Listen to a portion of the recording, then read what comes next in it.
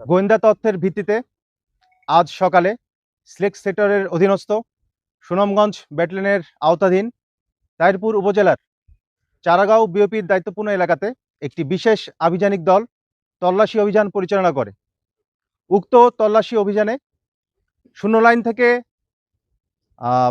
প্রায় ৩০ গজ বাংলাদেশের অভ্যন্তরে মাইঝাটি নামক স্থানে পলিথিনে মোড়া অবস্থায় এবং গাছপালা ডাল দিয়ে আচ্ছাদিত অবস্থায় টোটাল ২৪টি বিস্ফোরক জাতীয় ইলেকট্রিক ডেটোনেটর উদ্ধার করতে আমরা সমর্থ হয়েছি। তো উক্ত ইলেকট্রিক ডেটোনেটর দিয়ে এটি ব্যবহার করে উচ্চ ক্ষমতা সম্পন্ন ইম্প্রোভাইজ এক্সপ্লোসিভ ডিভাইস এটি প্রস্তুত করা যায় বলে আমরা জানতে পেরেছি।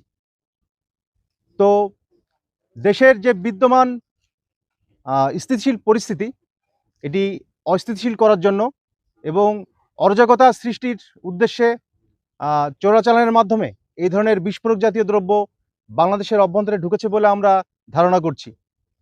কিন্তু বিজিবি, সীমান্তের অতন্ত্র প্রহরী, বিজিবির যে গোয়েন্দা তৎপরতা, আভিযানিক কার্যক্রম এবং সতর্কতামূলক অবস্থানে থাকবার কারণেই এই ধরনের বিস্ফোরক জাতীয় দ্রব্য যে চোরাচালানের মাধ্যমে এসেছে সেটি কিন্তু আমরা উদ্ধার করতে সমর্থ হয়েছি।